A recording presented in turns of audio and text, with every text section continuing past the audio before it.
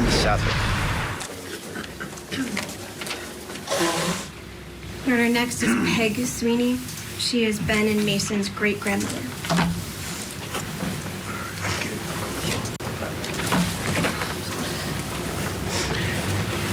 Good morning, ma'am.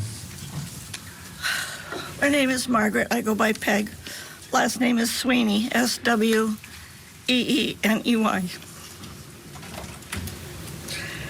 Eric, look at me when I'm talking to you. You always did. I had considered you my grandson, even though there's no Sweeney blood running through your veins. Over the year, I showed you much kindness and love. I've taken you to our camps, brought you swimming, and even taught you to fish when you were 5 years old. I loved you as much as my natural grandchildren. I never used the words half or step because you were, in my heart, a full member of the family. I was every bit your gram. We always had good times and mutual love for one another. I enjoyed and looked forward to the times when you would stay with me and Gary, especially when you were struggling at home. You and I had connection. I did not experience your anger and believed that your heart was good. I taught what-if lessons would help you make good decisions. I thought I was making a difference. I welcomed you and wanted you to stay at camp with me and Gary, to give you a break and give Sean and Cass a break when you were struggling. I thought that would give you time to regroup, and time with me would help you to understand that you mattered. Eric, to think of what you did to our family. Your half-brother, Sean, and his wife, Cass, invited you to live with them in their home with their children so that you could get away from the horrors of the life you were living. They wanted you to have a chance and wanted you to understand how to live life with integrity and morality.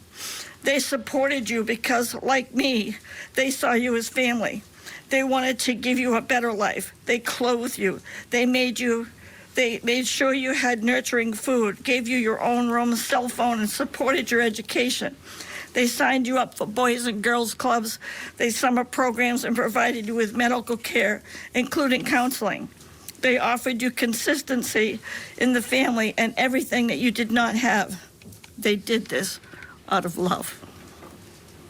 Eric, having so much love for you, I was first shocked and saddened when I learned that in June 2020, at the age of 15, you stole a car and went joyriding at night. The police found you at your school with the car, and apparently you'd left a note to Sean and Cass that said you didn't belong in the Sweeney family, that you loved Big Brother and Sis, and bye. You admitted to lying, stealing, and disobeying house rules. You had hidden many handmade weapons in the house, and all the instances had the opportunity to get help. You were taken to Laconia Hospital for psych evaluation. We all hoped that the hospital would help you to get the help you needed so you could head in a better direction. But the team determined that you needed more psychological support they could provide and transferred you to Hampstead, where they send the worst of the worst. You had the opportunity to get help, but you lied to them so that they would think that you were all better. They called Sean and made him come and get you. He told them that you were saying what they wanted to hear and that you're still not safe to be discharged. However, they denied Sean's pleas and made him come and get you. I do not understand why all of that Sean and Cass gave you could not accept the rules, even if you thought they were too strict. All you did was fight over normal, everyday rules for a teenager. A short time after leaving Hampstead on August 3rd, 2022, just before 11 a.m., you murdered the people who gave you a home. You killed them all, 2 babies and their beautiful mother and loving wife. You destroyed more than the lives you stole. A part of us all died that day. The suffering is immense. So many families, friends of families, aunts, uncles, cousins. You broke the multitude, and we will never, ever be the same. Your destruction cannot be measured. It is beyond the furthest limits of outer space. You murdered my next generation. You shot 2 children and their mother in the head at close range.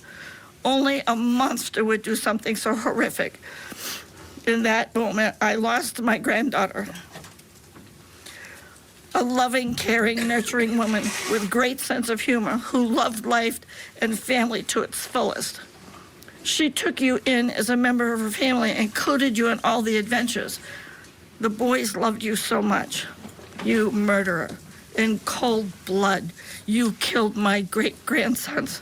Ben was only 4. He would be 7 in 2nd grade now. You murdered Mason, who was about to turn 2, whose birthday party was 2 weeks away. He would be 5 and starting kindergarten.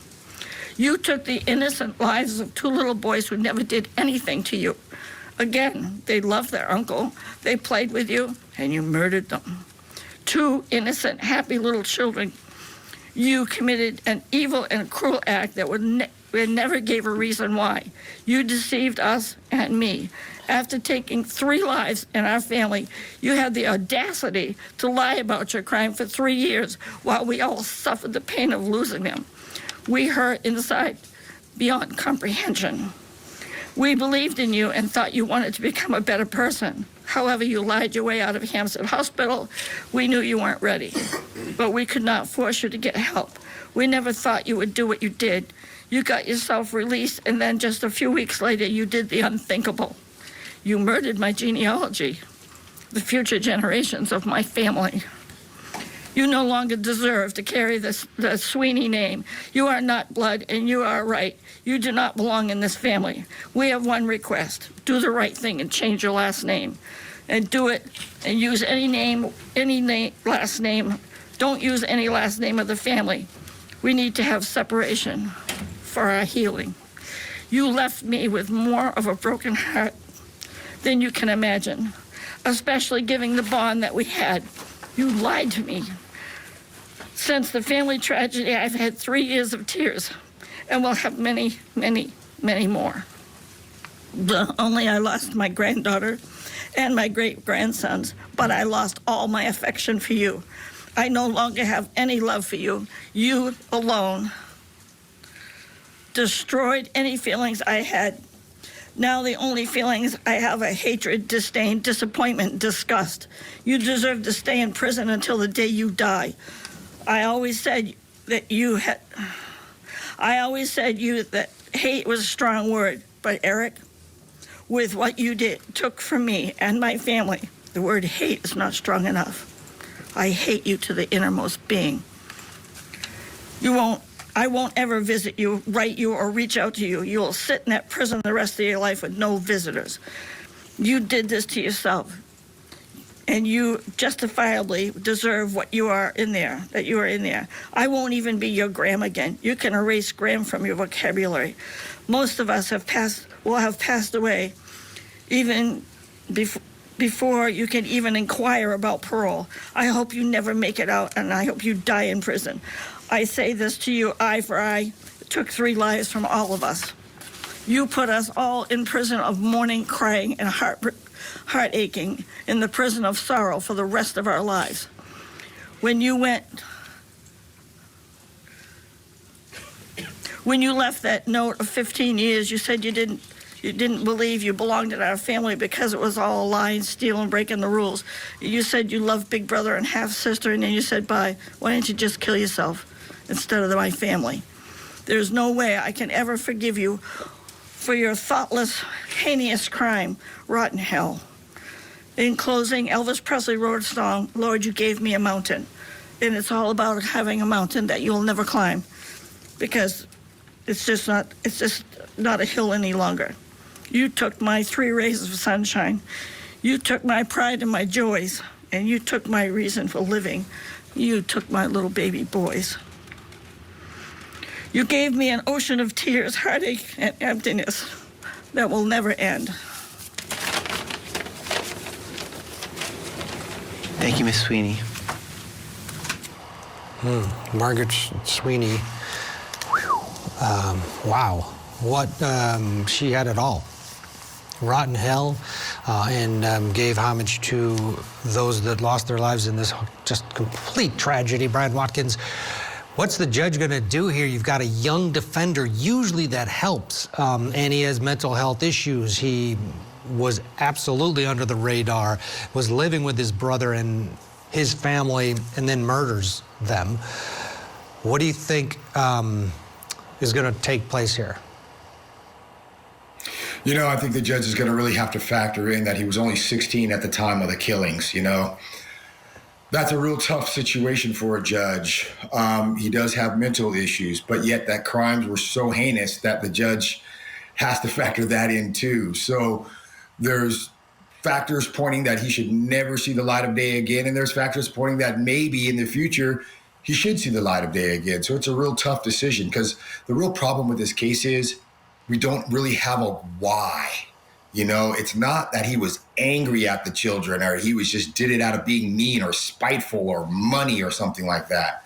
And so when you don't have a why in a very, very tragic case like this, it becomes very difficult for the judge to throw the book at someone that he would have done if we had a why. Oh, he did it for money, he did it for this, he did it for jealousy, he did it for something else. But when you don't have that why, it's tough to really hammer a defendant no matter how heinous the crime is. Yeah. Again, he's 19 now, 16 at the time of these horrible murders.